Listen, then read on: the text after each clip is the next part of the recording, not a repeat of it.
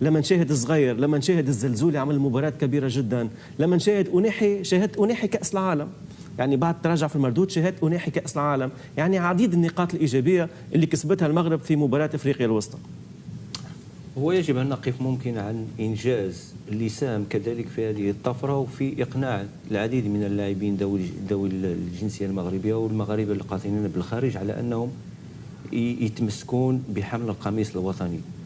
المركز الرابع نصف نهائي كأس العالم الأكيد بأنها غيرت نظرة ممكن العديد من الآباء وأولياء الأمور وأبنائهم كذلك من أجل حمل القميص الوطني، وخلى على أننا نستخدم لاعبين صغار السن وذوي جودة عالية. في ممكن السنوات الماضية كان تقريبا إذا كان اللاعب بجودة عالية يلعب كأساسي في ناديه كان من الصعب أنه يعني يقبل حمل القميص الوطني. هذه نقطة إيجابية. ذكرت هؤلاء اللاعبين اللي هم الزلزولي وبن صغير، أزنا وكذلك عمره 18 سنة مع بايرن ميونخ، يعني كان مع المنتخب على دكة الاحتياط. بالنسبة لأناحي الأكيد بأنه قيمة ثابتة، لا أحد أنا في رأيي الشخصي معجب بهذا اللاعب، ستايل مختلف عن باقي اللاعبين في وسط الميدان.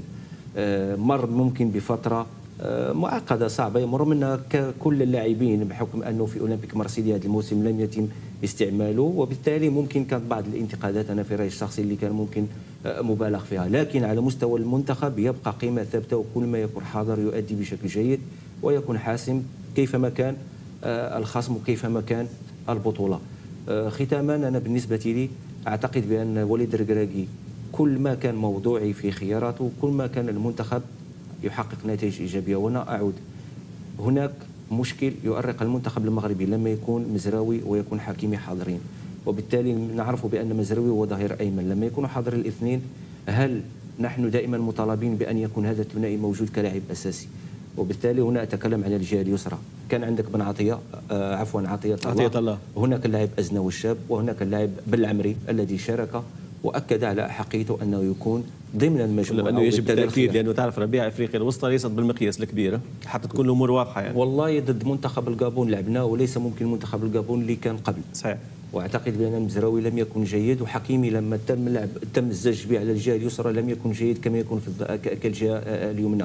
لكن نقف عن اداء هذا اللاعب في مساره مع فريق الرجاء، كذلك بدايته الاولى مع المنتخب كانت في رايي الشخص جيده، وكان صاحب ممكن تمريره الحاسمه للاعب أناحي. انا فقط اقول انه اللاعبين الذين يشغلون المراكز او اصحاب الاختصاص المفروض هم اللي يكونوا متواجدين، وعلى وليد الركراكي ان ياخذ ويكون صارم في هذه النقطه بالذات. نمشي للأستاذ محمد الميغودي باعتبار انضم إلينا الآن. هو المفروض أنه يدخل معنا في قضية الأسبوع الخاصة بكأس أفريقيا المحليين، ولكن باعتبار انضمامه إلينا بصفة مبكرة ودائما نكون سعداء جدا بإطلالته في برنامج الكرة العربية نستغل الموقف. وربيع يتحدث عن المنتخب المغربي. أعتقد أستاذ محمد الميغودي أنه وليد الركراكي بدأ يستفيد من بعض الدروس، لأنه الحقيقة بعد كأس العالم جاءت فترة كان فيها نوع من التشكيك بالنسبة في وليد الركراكي. الآن تشعر أنه يستفيد من الدروس، تشعر أنه بصدد أيضا ضخ دماء جديدة مهمة في تشكيلة المنتخب المغربي، بصدد الاستفادة من لاعبي المنتخب الأولمبي ومن إنجاز كرة القدم المغربية. يعني الحقيقة المنتخب المغربي الآن على الطريق الصحيح إن صح التعبير، على الأقل هذا ما نشاهده في المباريات الأخيرة.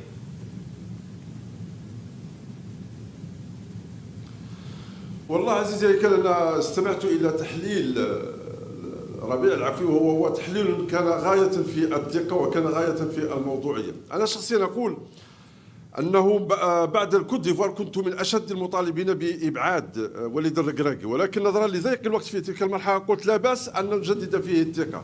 وحينما تم تمديد الوقت أيضا لكأس أفريقيا قلت أيضا علينا أن نبعد وليد الركراكي. وليد الركراكي عزيزي هيكل هو أنه رغم الإمكانيات البشرية الهائلة والتي يعود فيها الفضل إلى الجامعة الملكية المغربية لكرة القدم وإلى السلطات العليا بالبلاد كما وقع في دياز، أنه لا زال في بعض الأحيان يعطينا بعض الصور أو بعض العلامات التي تفيد الكثير من سوء التقدير أو سوء التحضير للاستحقاق المقبل، لأن الاستحقاق المقبل قد يكون مزلزلا في حالة إذا فشلنا فيه، والزلزال قد يصيب أيضا حتى المسؤولين عن كرة القدم الوطنية. وبالتالي أنا أقول على وليد الركراكي أن يدقق أيضا في اختياراته، أن يدقق أيضا في كلامه، أن يدقق أيضا في علاقاته. وبالتالي أنا أقول في بعض الأحيان هناك بعض القرارات تفيد الشك، كما وقع مؤخرا في اختيار الحارس الثالث، هو الحارس الاحتياطي في فريق نهضة بركان.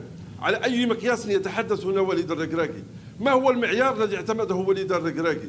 وأنا أقول أن داخل المغرب هناك أيضا حراس الذين لهم في المستوى ولهم من الجاهزية ما تكفي كحارس الوداد الرياضي. وأيضا أنا أقول أيضا داخل اختياراته يجب أن يكون حاسما وصارما. ليس الأمر أن يكون لاعبا بفارق كبير، ولكن الأمر أن يكون مردوده داخل الفريق الوطني المغربي بالشكل المطلوب. أنا أعتقد ما قدمه بالعمري، صحيح أن إفريقيا الوسطى ليس مقياسا، ولكن ما قدمه بالعمري يفيد بأن هذا الشاب داخل المنطقة التي يشتغل عليها بفريقه كان مردوده أفضل، وكان أفضل من لاعبين أيضا يلعبون بفرق كبرى. أنا أقول وليد الركراكي عليه أن يدقق كثيرا وأن يحترم أيضا المعايير الكونية في الاختيارات، لأن المرحلة المقبلة لا تحتاج الشك بقدر ما تحتاج اليقين. وأنا أقول أيضا أنه حتى في حالة استمراره، حتى في توتراته على مستوى التواصل وعلى مستوى العلاقات إلى غير ذلك، قد يكون مصيره قد لا يكون في إفريقيا بالمغرب 2026، لأن الأمر ليس بالبساطة والأمر ليس بهذه السهولة. واضح استاذ محمد الميغودي. على فكره بالنسبه لحراسه المرمى الامر هين، يعني شو يعني حارس ثالث؟ احنا في تونس عندنا الحارس الاول والحارس الاساسي من نفس الفريق، والحارس الاحتياطي اللي يلعب موجود في المنتخب. في مصر الحارس الاول والثاني والثالث من الاهلي المصري، 3 حراس من الاهلي المصري يعني، وعادي والامور ماشيه، وهذا الامر غير منطقي وغير معقول، وان شاء الله نجيوه في مواعيد قادمه. على كل ناخذ الترتيب الخاص بالمجموعه